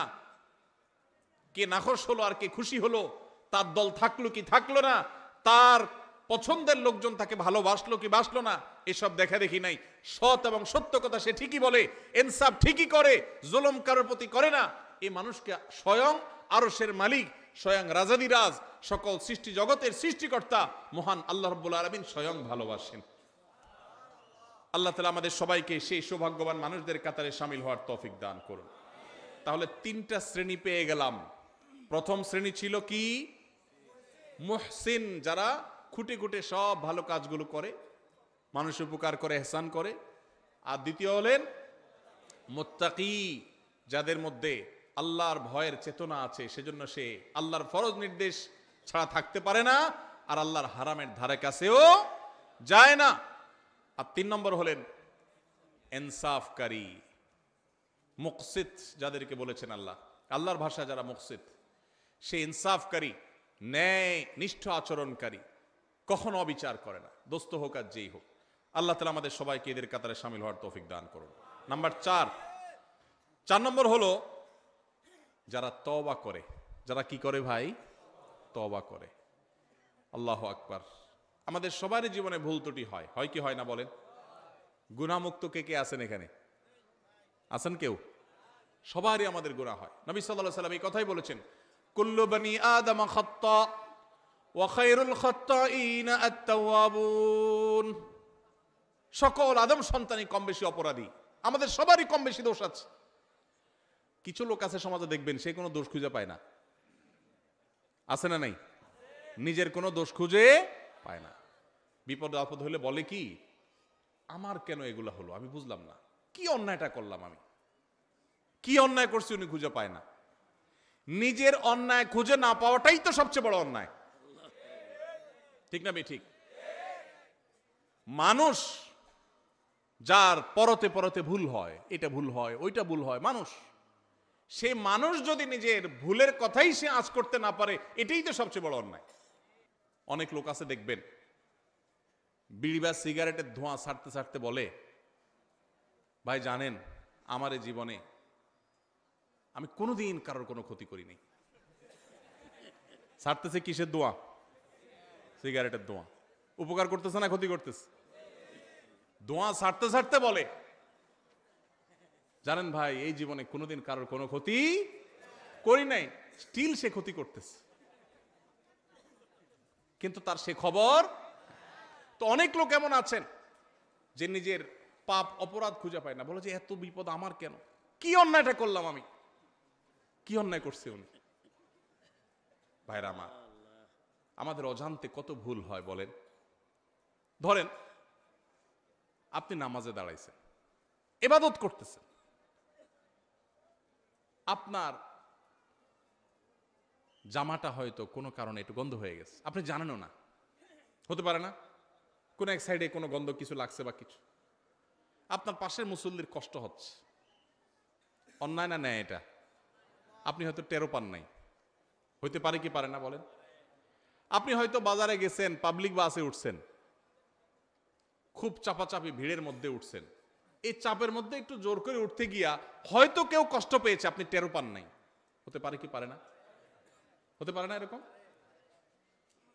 আপনি হাঁটছেন, আপনার পায়ের নিচে হয়তো পিপিলিকা পড়ে মারা গেছে। পিপিলিকা আপনাকে কষ্ট দিলে নিধন করা জায়েজ আছে, তাকে মারা না জায়েজ না, কিন্তু কোনো প্রয়োজন ছাড়া, কোনো কারণ ছাড়া আল্লাহর কোনো প্রাণীকে অহেতুক হত্যা করা, এটা আপনার জন্য ইসলাম আপনি সেটা করতে বলে নাই। কিন্তু আপনার অজান্তে আপনার পায়ের নিচে পড়ে এরকম বহু প্রাণী হয়তো মারা গেছে, হোয়ারেস তাকে মারার কোনো কারণ হয়তো নাই, সে আপনার কোনো উপদ্রব করছে না, আপনি রাস্তা দিয়ে হেঁটে যাচ্ছেন, কিন্তু আপনার অজান্তে কাজটা হয়ে গেছে, হতে পারে কি পারে না?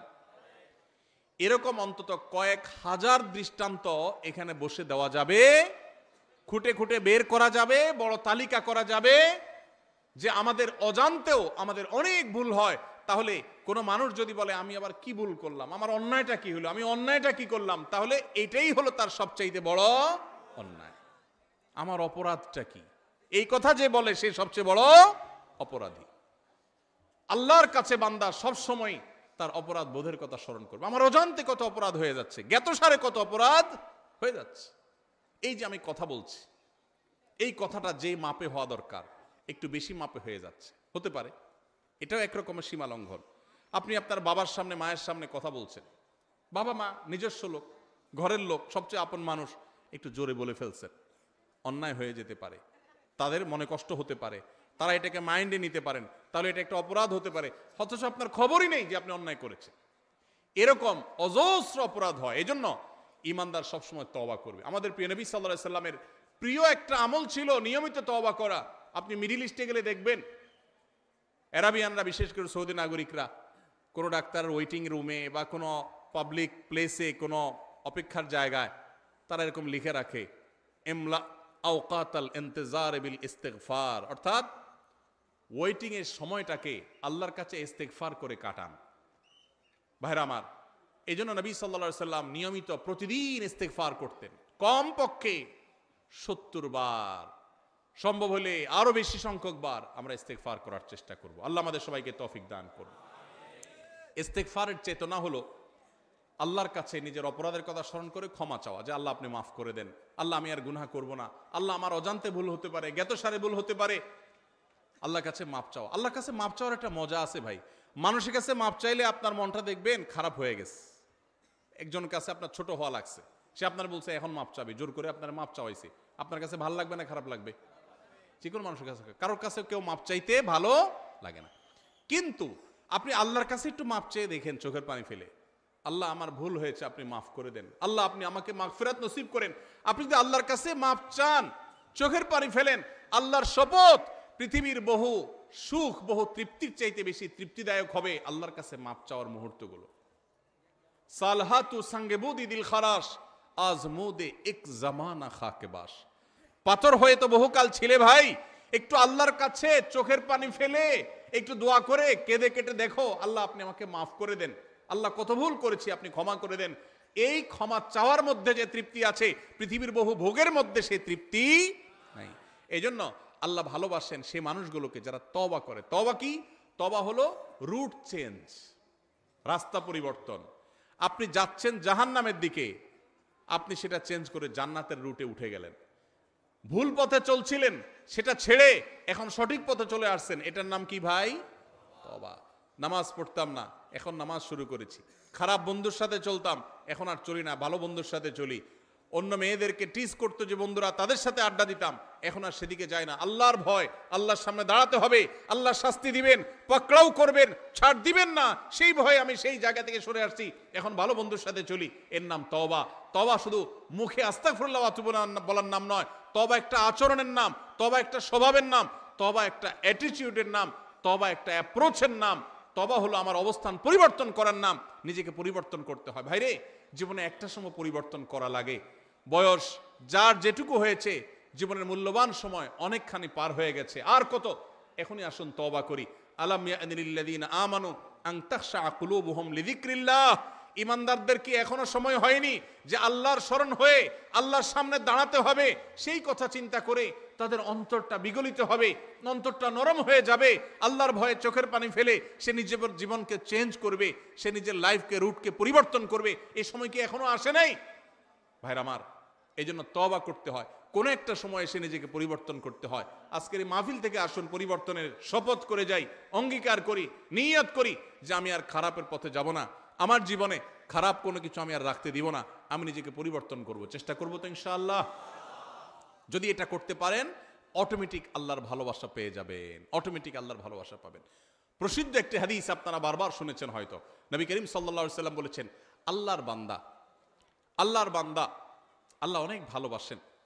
এর মধ্যে কোনো বান্দা যখন তওবা করে, গুনাহ করা থেকে ফিরে আসে, খারাপ কাজ থেকে সরে আসে, একে আল্লাহ কত ভালোবাসেন এটা বোঝাবার জন্য নবী সাল্লাল্লাহু আলাইহি সাল্লামের প্রসিদ্ধ একটা হাদিস আপনারা শুনেছেন। তিনি বলেছেন, একটা লোক সফরে বের হয়েছে। আজকালকার যুগের মতো সফর না, সেই শত শত হাজার বছর আগে মরুভূমিতে যেরকম জঙ্গলের ভিতর দিয়ে মানুষ সফর করতো, কোনো পথে কোনো দোকানপাট কিছু ছিল না, এরকম মরুভূমির মাঝখানে কোনো একটা গাছের নিচে তিনি যখন রেস্ট করার জন্য শুয়েছেন, যেই ঘোড়ায় করে যাচ্ছিলেন, ওই ঘোড়ার পিঠে তার খাবার দাবার পানি সব ছিল। ঘুম থেকে উঠে দেখেন ঘোড়া উধাও, নাই, রশি ছিঁড়ে নাই হয়ে গেছে। যতদূর চোখ যায় কোথাও কোনো মানুষ নাই, ঘোড়া তো নাই, কিছুই নেই।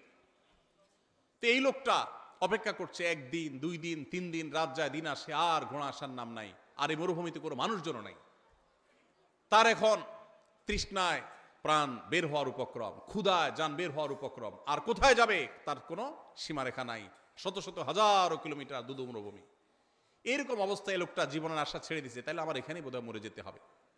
এই অবস্থায় সে যদি গাছের সাথে হেলান দিয়ে বা যে কোনোভাবে চোখ বন্ধ করে বা রেস্ট করে, আর হঠাৎ করে দেখতে পায় তার সেই ঘোড়া আবার সব জিনিসপত্র পিঠে যেভাবে ছিল ওইভাবে আছে, আর সে হাজির হয়ে গেছে, এই লোকটা যতটা খুশি হবে, এবং খুশির চোটে সে আল্লাহ রাব্বুল আলামিন এর প্রশংসা করতে গিয়ে সে তার কথা পর্যন্ত পরিবর্তন হয়ে যাবে, ভুল বলে ফেলবে।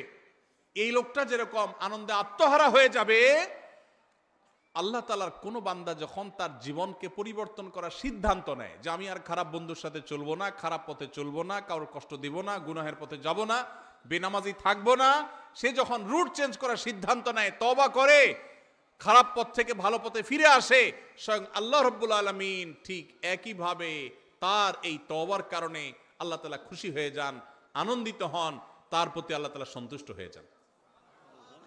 আর এই কথাটাকে আল্লাহ রাব্বুল আলামিন কোরআনে হাকিমের একাধিক জায়গায় আল্লাহ তাআলা ব্যক্ত করেছেন। সূরা বাকারা 222 নম্বর আয়াতে আল্লাহ রাব্বুল আলামিন বলেছেন, ইন্নাল্লাহা ইউহিব্বুত তাওয়াবিন ওয়া ইউহিব্বুল মুতাতাহহিরিন। যারা তওবা করে, যারা জীবনকে পরিবর্তন করে, আল্লাহ তাদেরকে ভালোবাসে।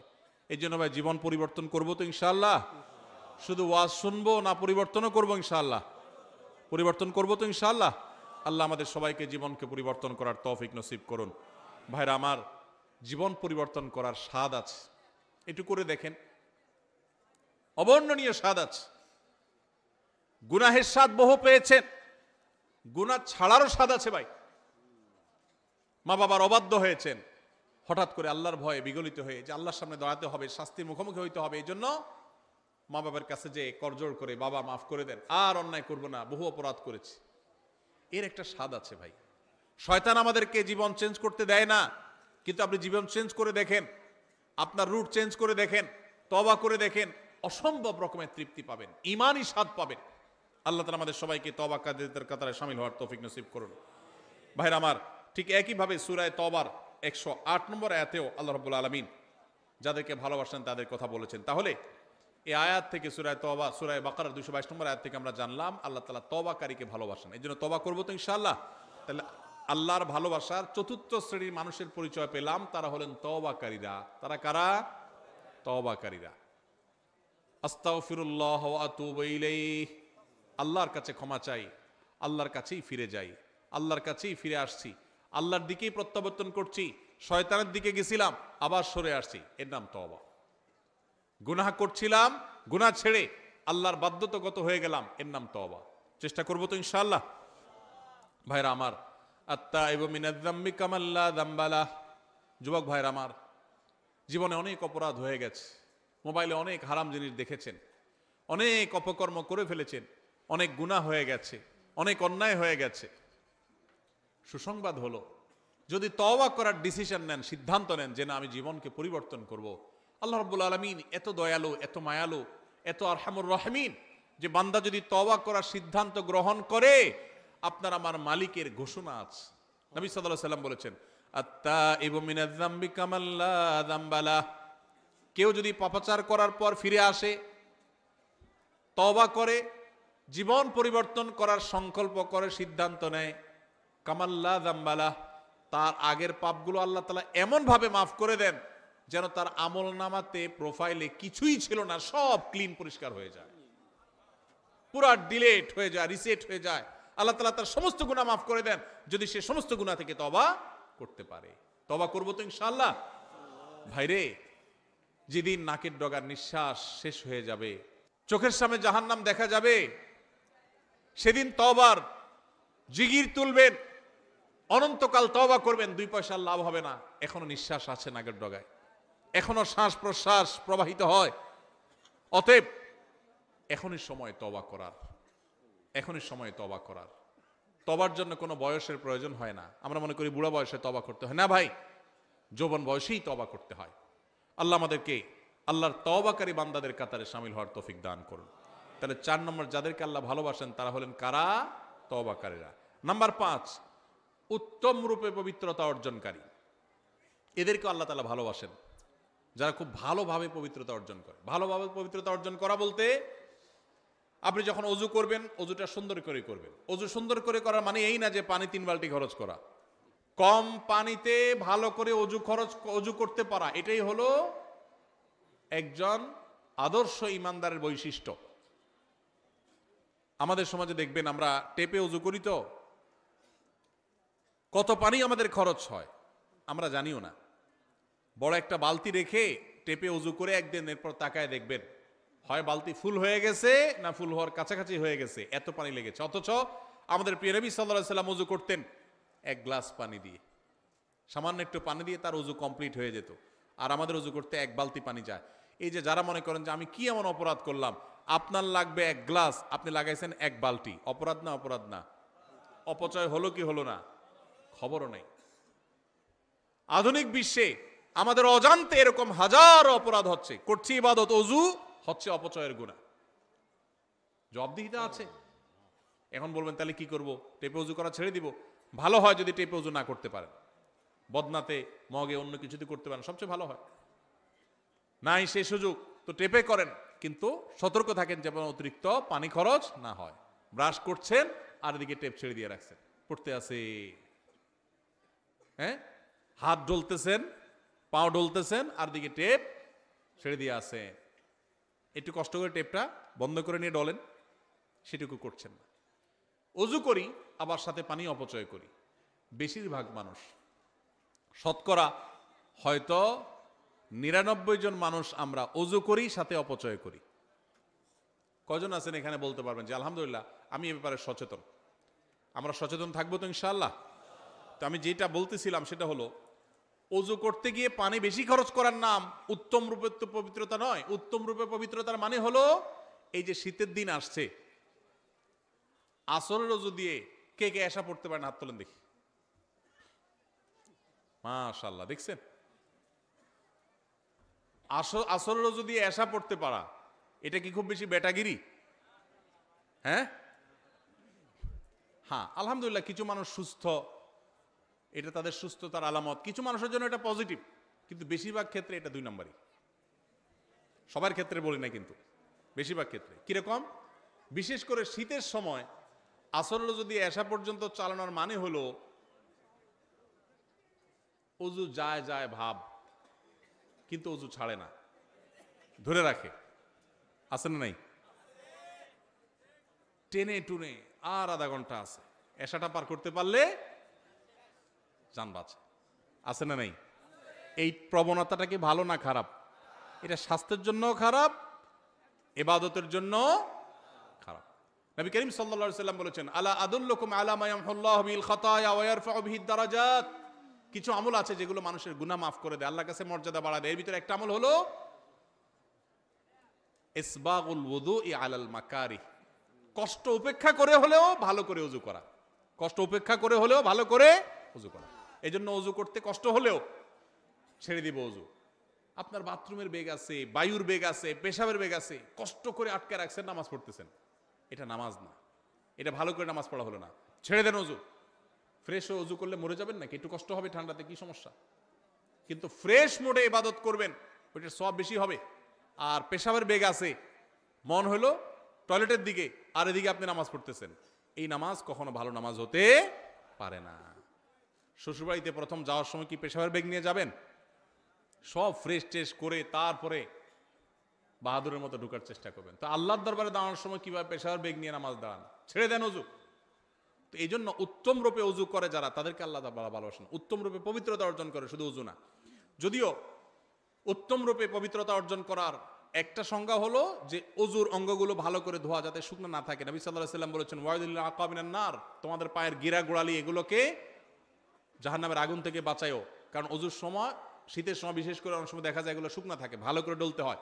অনেকে দেখবেন যে শীতের সময় ওযুখানাতে কোনো ভিড় থাকে না, দেখবেন, কারণ দ্রুত গতিতে 4G 5G গতিতে ওযু হয়। হ্যাঁ, শীতের সময় ওযু হয় 4G 5G গতিতে, আর গরমের সময় 2G গতিতে, নেটওয়ার্কই থাকে না। এত আস্তে আস্তে ওযু, খবর নাই, কারণ আরাম লাগে। তো শীতের সময় হোক আর গরমের সময় হোক, ওযুর অঙ্গগুলো ভালো করে ধোয়া। গোসল ফরজ হয়েছে শীতের দিন, কে কি মনে করবে এসব চিন্তার দরকার নেই, গোসল করবেন। ফরজ নামাজ পড়তে হবে আপনাকে, এটা মাফ নাই। যা হয় হোক আপনার নামাজ পড়তে হবে, এটা জীবন মরণের ব্যাপার। অতএব উত্তম রূপে পবিত্রতা অর্জন করতে হবে। ফরজ গোসল যখন করবেন, আগে নাপাকগুলো ভালো করে ধুয়ে পরিষ্কার করে, কাপড়ের নাপাক পরিষ্কার করে, এরপরে পুরো শরীরের নাপাক পরিষ্কার করে ভালো করে ধোবেন, ভালো করে গড়গড়া করে কুলি করবেন। এটা হলো উত্তম রূপে পবিত্রতা অর্জন করা। আল্লাহ রাব্বুল আলামিন কোরআনে হাকিমে প্রশংসা করেছেন কাদের?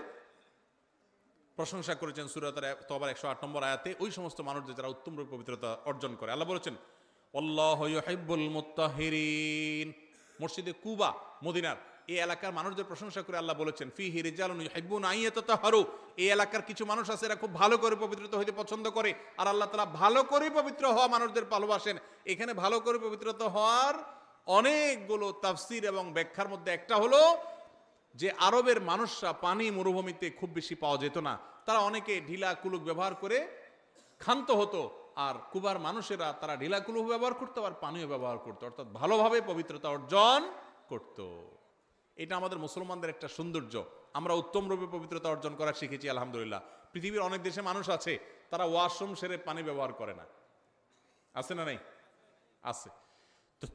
যাই হোক, ওযু হোক আর গোসল হোক, উত্তম রূপে যারা পবিত্রতা অর্জন করে এদেরকে আল্লাহ তাআলা ভালোবাসেন। এটা 5 নম্বর। নাম্বার 6, ধৈর্যশীলকে আল্লাহ তাআলা ভালোবাসেন। কাদেরকে আল্লাহ ভালোবাসেন?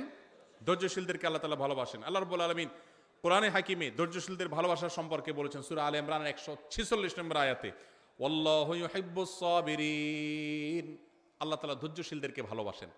ধৈর্য ধরা কি সহজ কাজ না কঠিন কাজ? বড় কঠিন কাজ। সুবহানাল্লাহ, আলহামদুলিল্লাহ বলা সহজ, কোরআন তেলাওয়াত পড়াও, এমনকি দান সদকা করো, ধৈর্য ধরাটা চান্দি যখন গরম হয়ে যায়, মাথা যখন রক্ত উঠে যায়, তারপরও ঠান্ডা মাথায় পরিস্থিতি সামাল দেওয়া, এর নাম সবর। এর নাম কি? সবর।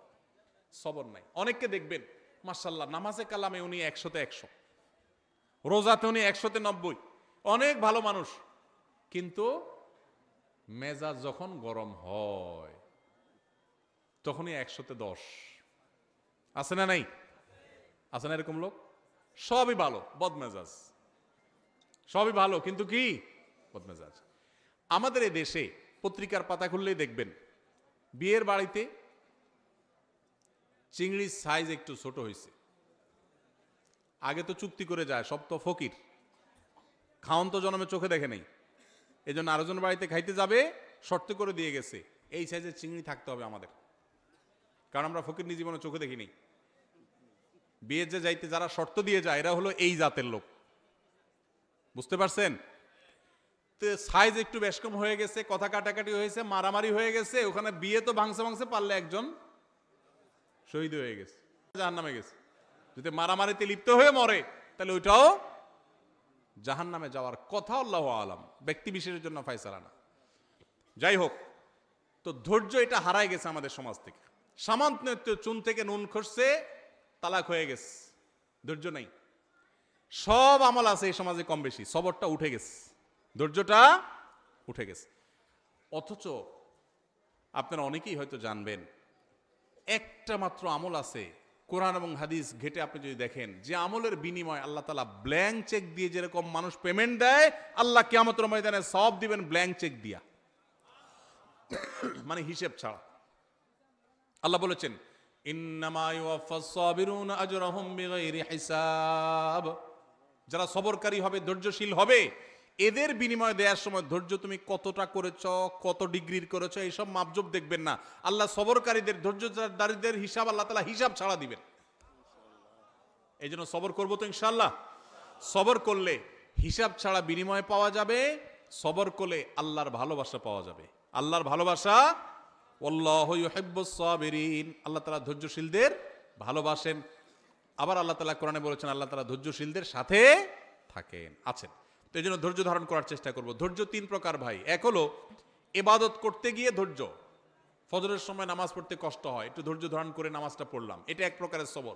আরেকটা হলো গুনাহ ছাড়তে গিয়ে ধৈর্য, একটা অপকর্ম করতে মন চাচ্ছে কিন্তু করলাম না, এটা এক প্রকারের ধৈর্য। আরেকটা হলো বিপদ আপদ হয়েছে, মাথাটা ঠান্ডা রাখলাম। ধৈর্য বিপদে সবাই ধারণ করে, ঠেলা খাওয়ার পরে সবাই ভালো হয়, ওই ভালো হওয়ার দাম নাই। আপনার মসজিদে গেছেন, জুতার দেখেন চোরে নিয়ে গেছে, বিপদ না? বিপদ না? বিপদ। মাথাটা গরম হয়ে গেছে, চোরের 14 গোষ্ঠী ধরে গালিগালাজ করলেন, মা বাপ তুলে গালিগালাজ করলেন, ধৈর্য হইল? হইল না। গালিগালাজ করে যখন চিন্তা করলেন যে এত গালিগালাজ করে লাভ হইল কি, চোর তো জুতা নিয়ে এখনো বেচাও শেষ হয়তো, তাহলে নিজের মুখ নষ্ট করলাম, লাভ হইল কি? এবার বলতেছেন থাক, যেহেতু চোরে নিয়েই গেছে, সাদাকার নিয়াত করলাম, থাক। এই সাদাকা হবে? নবী সাল্লাল্লাহু আলাইহি ওয়াসাল্লাম বলেছেন ইন্নামাস সাবরু ইনদাস সাদমাতিল উলা, বিপদ যখন আসবে প্রথম ধাক্কার সময় টিকে থাকা, হজম করে ফেলা, ধৈর্য ধারণ করা, এটাই হলো সবর। এটা হলো কি? সবর। ওইটাই ধারণ করতে হবে, চেষ্টা করবো তো ইনশাআল্লাহ।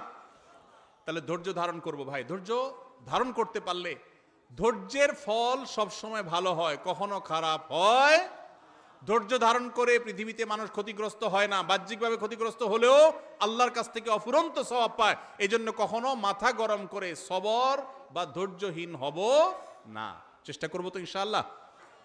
যদি এই একটা আমল সাথে নিয়ে যেতে পারেন, সবর করবেন। আমল করতে গিয়ে কষ্ট হয়, সবর করলেন। পাপ ছাড়তে গিয়ে কষ্ট হয়, সবাই পাপ করে মজা করে, আমি করলাম না, কষ্ট হয়। বিপদ আসছে, মাথা রক্ত উঠে, কিন্তু নিজেকে সামলাই নিলাম, কষ্ট হয়।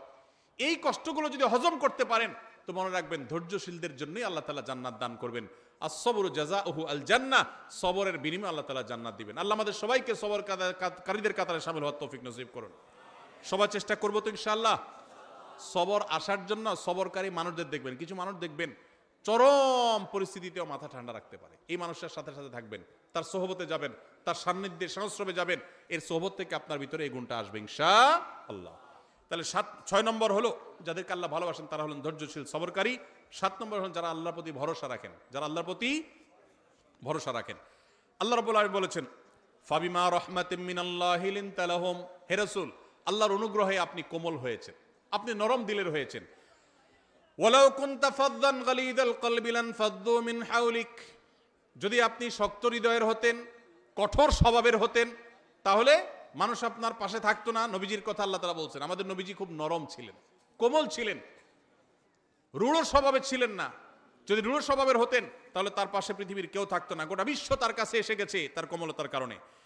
এরপর আল্লাহ তাআলা বলেছেন, ফাফু আনহুম ওয়াস্তাগফির লাহুম ওয়াশাবিরহুম ফিল আমর।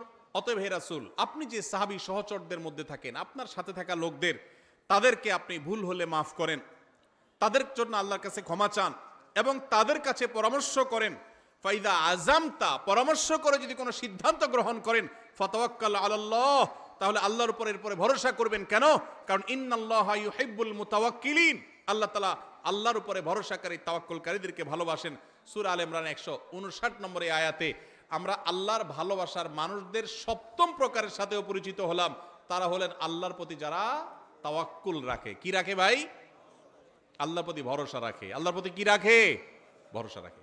আল্লাহর ভরসার মানে তো বুঝি আমরা না, কি? যেই কোনো কাজ করার মালিক একমাত্র কে? অতএব আমি শত চেষ্টা করব, আমার মামু খালু আছে, হাই হ্যালো আছে, যাই থাকুক, কিন্তু আমার ভরসা থাকতে হবে কার উপরে? যে হবে সেটাই যেটা আল্লাহ ফয়সালা করেন। আল্লাহ ফয়সালা না করলে বহু মামু খালু থেকে কিছু হবে। আবার একইভাবে আমার জীবনে যত বিপদ আসুক, আমি বাহ্যিকভাবে দেখছি যে আমার চোখে ধোঁয়া ছাড়া কিছু নেই, আমার দেয়ালে পিঠ ঠেকে গেছে, তারপরও আমার ভরসা থাকবে কার উপরে? আল্লাহর উপরে। আল্লাহর উপরে ভরসা থাকবে যে আল্লাহ আমাকে দেখবেন। হাসবি আল্লাহ, যে কোনো বিপদে পড়বেন হাসবি আল্লাহ, মানে আল্লাহ আমার জন্য যথেষ্ট। এটা তাওয়াক্কুলের আলামত। উহুদ যুদ্ধের পর মুসলমানদেরকে যখন নানান ভয় দেখিয়ে সন্ত্রস্ত করার চেষ্টা করা হয়েছে, যে বদর যুদ্ধে উহুদ যুদ্ধে যেখানে মুসলমানরা নানাভাবে জর্জরিত, এরপরে আবার কাফেররা আবার সবাই একসাথে আসছে, এই কথা বলে তাদেরকে ভয় দেখানো হলো, তখন মুসলমানরা বলেছিলেন হাসবুনাল্লাহ, আল্লাহ আমাদের জন্য কি যথেষ্ট। একই কথা ইব্রাহিম আলাইহিস সালামও বলেছিলেন, যখন অগ্নিকুণ্ডে তাকে নিক্ষেপ করা হয়, তিনি বলেছিলেন আল্লাহ আমার জন্য যথেষ্ট। এই জন্য কেউ যদি কোনো বিপদে কোনো আপদে আল্লাহর প্রতি ভরসা রেখে বলে আল্লাহ আমার জন্য যথেষ্ট, সত্যি সত্যি আল্লাহ তার জন্য যথেষ্ট হয়ে যায়। এই জন্য ভাই, আমরা সবাই আমাদের জীবনে যে কোনো কিছু, আপনি পরীক্ষা দিলাম, ভালো মন্দ যাই হলো, আল্লাহর উপর ভরসা রাখবো। এটা বিপদ আসছে, আমি ভেঙে পড়বো না, আমি আল্লাহর উপর ভরসা রাখবো। ইমানদার সবসময় কার উপরে ভরসা রাখবে? অসুখ হয়েছে, ওষুধ আমি সেবন করব, কিন্তু ভরসা হবে কার উপরে? আল্লাহর উপরে। বিপদ আপদ হয়েছে, 2-4-5 জনের কাছে গেছি, ভালো কথা, কিন্তু ভরসা হবে কার উপরে? আল্লাহর প্রতি। আল্লাহর প্রতি ভরসা, পদে পদে, পায়ে পায়ে। আজ বস্তুবাদের জোয়ারের, জয় জয়কারের এই পৃথিবীতে মানুষ আল্লাহর উপরে ভরসা ভুলে গেছে ভাই। এখন আল্লাহর উপরে ভরসা নাই, অসুখ হলে ওষুধের কথা আগে মনে পড়ে, আল্লাহর কথা মনে পড়ে না। এটা ঈমান দুর্বল হওয়ার লক্ষণ, আলামত খারাপ। এই জন্য বেশি বেশি করে আল্লাহর কথা স্মরণ করা, বিপদ আপদে আল্লাহকে স্মরণ করার চেষ্টা করা। আল্লাহর প্রিয় বান্দাদের মধ্যে শামিল হতে হলে এই তাওয়াক্কুলকারী হতে হবে। আল্লাহ আমাদের সবাইকে তৌফিক দান করুন। তাহলে 7 নম্বর, সেই সৌভাগ্যবান মানুষ যাদেরকে স্বয়ং আল্লাহ ভালোবাসেন বলে জানিয়েছেন, তারা হলেন, তারা পদে পদে জীবনের ক্ষণে ক্ষণে সব সময় ভরসা রাখে কার উপরে? আল্লাহর উপরে। আল্লাহর উপরে যারা ভরসা রাখে তারা কখনো বেইজ্জত হয় না, তারা কখনো মন খারাপ করে না। ধরুন আমি ওনার উপরে ভরসা রাখলাম, ওনার উপরে ভরসা রাখলাম, আপনার উপরে ভরসা রাখলাম, রেখে আমার ভরসাটা ভেঙে গেল, মনটা খারাপ হবে না? খারাপ হবে না? কিন্তু যদি আমি আল্লাহর উপরে ভরসা রাখি, যে ঠিক আছে ওনার কাছে গেলাম, উনিও আমার আপন, উনিও আমার আপন, সবই ঠিক আছে, কিন্তু ভরসা আমার কার উপরে? ওনাদের উপরে আমার ভরসা নেই। ভরসা কার উপরে? তাহলে এই ভরসা যদি ভঙ্গ হয় তাহলে আমার মন খারাপ হবে। আল্লাহর উপরে ভরসা রাখার পরে যদি আমি দেখি আমি যা চাইলাম তা হইল না, তাহলে সান্ত্বনা আছে, আল্লাহ আমাকে যা চেয়েছি তা না দিয়ে হয়তো ইচ্ছে ভালো কিছু দিবেন। ঠিক না বে ঠিক? এই জন্য সবসময় আমরা কার উপরে ভরসা রাখবো? ইনশাআল্লাহ। বাচ্চাদেরকে আল্লাহর ভরসা শিখাবো, তাওয়াক্কুল শিখাবো। আমাদের থেকে হারিয়ে যাওয়া আমলগুলো, হারিয়ে যাওয়া গুরুত্বপূর্ণ বৈশিষ্ট্যগুলোর একটি হলো এই তাওয়াক্কুল। মুসলমানদের কাছ থেকে আজ হারিয়ে গেছে ভাই। আমাদের বাচ্চা বলি, বড় বলি, আমাদের মধ্যে আল্লাহর প্রতি তাওয়াক্কুল জিনিসটা নাই। বস্তুবাদ আমাদের কাছে এত নগদ নগদ সবকিছুকে পাইয়ে দিচ্ছে যে আল্লাহর কথা আমাদের আর স্মরণ হয় না। ভাইরা আমার, কোভিড-19 এসে আমাদেরকে কিন্তু তাওয়াক্কুল শিখাই দিয়ে গেছে। ঠিক না ভাই ঠিক? তাওয়াক্কুল শিখাইছে না শিখায় নাই? আল্লাহু আকবার। শত সহস্র ব্যবস্থা থাকার পরও ইমানদার আল্লাহর উপর তাওয়াক্কুলটাকে অগ্রাধিকার দিবে। নাম্বার 8, সর্বশেষ প্রকার হলো আল্লাহর রাহে যারা জিহাদ করেন, জীবন বাজি রাখেন, আল্লাহর নির্দেশে যারা জিহাদে থাকেন, সেই মানুষগুলো সম্পর্কে আল্লাহ তাআলা সূরা সফের 4 নম্বর আয়াতে বলেছেন, ইন্নাল্লাহা ইউহিব্বুল্লাযিনা ইউকাতিলুনা ফী সাবিলি, যারা আল্লাহর রাহে জিহাদ করে, তারা আল্লাহর রাহে জিহাদ করে কিভাবে? সফফান, সারিবদ্ধভাবে, কান্নাহুম বুনিয়ানুম মারসুস।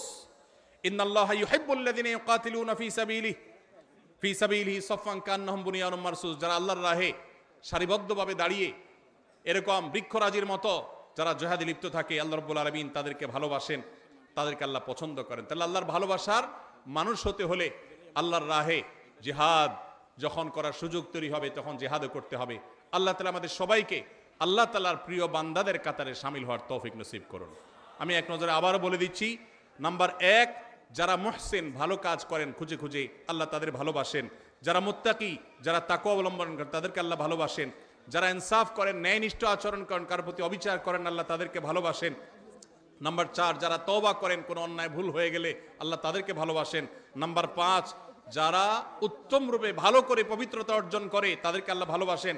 নাম্বার 6, যারা বিপদ আপদে ইবাদত করতে গিয়ে, গুনাহ থেকে বেঁচে থাকতে গিয়ে সবর করে, সে সবরকারীদের আল্লাহ ভালোবাসেন। নাম্বার 7, যারা আল্লাহর পরে ভরসা রাখেন, তাদেরকে আল্লাহ ভালোবাসেন। নাম্বার 8, যারা আল্লাহর রাহে জিহাদে রত হন, আল্লাহ তাআলা তাদেরকে ভালোবাসেন।